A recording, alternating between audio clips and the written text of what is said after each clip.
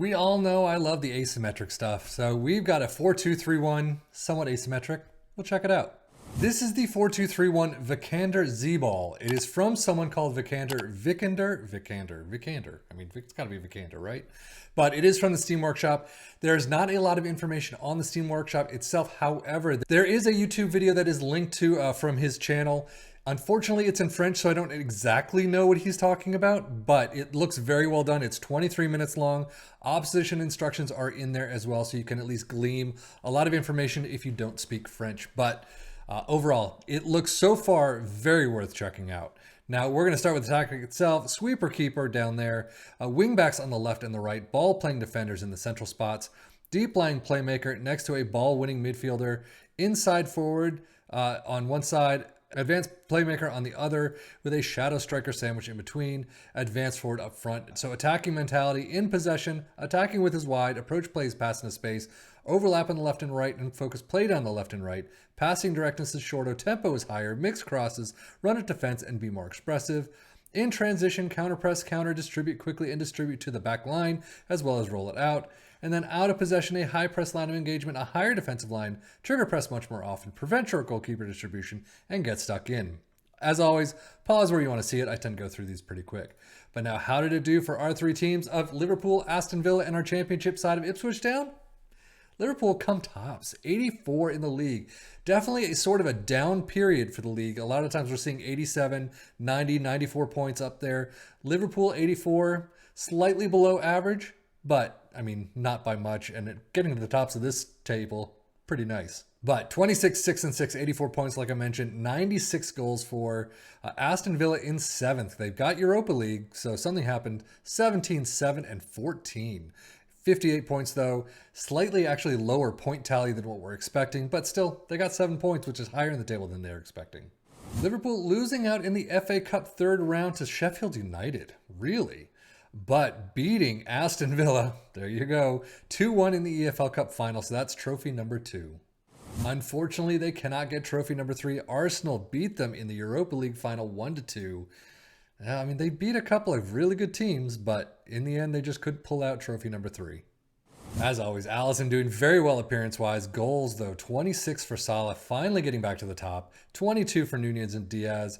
Assists, 13 for Joe Gomez, really, and Trent. 10 for Salah, Robertson, and Jota. That's a nice spread. Average rating is 7.47 for Salah. How could he go wrong with Salah? At all. I mean, unless he gets injured, and that doesn't happen. He's not going to go wrong. Well, they did a fantastic job through Cups, getting to the EFL Cup final, which we saw 1-2 against Liverpool, and then the FA Cup final against Norwich. Really, Norwich? 1-2 though. But they're not trophyless this season. Fiorentina, it's always Fiorentina. It's always Frankfurt and Fenerbahce. It's so weird how that works, but 3-0 over Fiorentina to get the Europa Conference League final. That's a trophy right there. Martinez finally getting back up in the appearances. Not quite 60, but still doing well. Ollie Watkins with 29 goals, 16 for Diaby. Assist-wise, spread out a little bit. 14 for Jacob Ramsey. Digne with 12, as does Diaby. And then average rating, Emiliano Buendia, 7.36, 7.10 for Douglas Luiz. Yeah. Data hub-wise, Liverpool through the roof. I mean, look at those attacking numbers. Insane. It's like a baseball diamond. Team defending pretty nicely as well. And if we look at Aston Villa, slightly different numbers, a little bit lower, but incredible defensively, very good in attack. Yeah, I can see it. As you would expect, dominating the team stats for the Premier League. Most goals, Liverpool, 96. Fewest shots against, you got both in there, 274 with Liverpool. Most possession, most dribbles made, and most shots for, of course. Unfortunately, though, best pass completion and most tackles won, they are not here. Ipswitch Town coming in 5th place in this championship side, 87 points. If you took control of this, you probably could easily do a lot better than that. That's only 2 games, 2 wins away. Take some of those close-knit losses, turn them into wins, get a couple more draws into wins, and you're golden. Unfortunately, getting into the playoffs, but not getting far. You do get into the semifinals and lose out against Hull City 3-2 on aggregate. They actually didn't do too bad in the cup runs either. EFL Cup 4th round, you're out against Brighton 3-all, and then FA Cup 5th round 1-all against Manchester City. That's a fantastic match. Sad that you lost, but I mean, 1-all in penalties. You did very well to keep them from scoring a load of goals. Squad-wise, Goals, 23 for Chaplin. Hurst with 14. Actually, this is a down season for Hurst. Assists, 14 for Leaf Davis. Jackson with 7. Average rating, Nelson Viper came in, 719 on loan. 717, though, for Caden Jackson. Leaf Davis with 709. I mean, overall, you'd like to see some of these numbers grow. Goals-wise, George Hurst definitely should be up there instead of 14. But overall, it's still, I mean, it got him into playoffs. It just didn't get him too far into it. Stats-wise, we're going to see very similar numbers as the Premier League. Ipswich Town is up there in most goals, fewer shots against, nothing for possession, dribbles made. So you've got some numbers and a lot of actually blank numbers. Not fully expected, but, you know, it happens. Overall, I would say stats-wise, not bad for teams.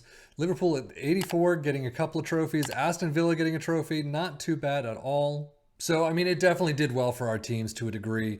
Unfortunately, Ipswich Town not able to get through the playoffs and get promoted, but, you know, they at least got to where they're not supposed to be, and they did okay. But overall, I think this is the tactic that's dealt. But overall, I think this is definitely a tactic to take a look at. It's well worth taking a look at. Look at his video, see where you can glean some information from. And yeah, you can be all the better for it. See his opposition instructions, which is fantastic when they actually put them in. So thank you very much for that, VikanderZ. But that's it for me, Sefian FM for the Football Manager blog channel, saying thank you as always for watching. Take care and enjoy.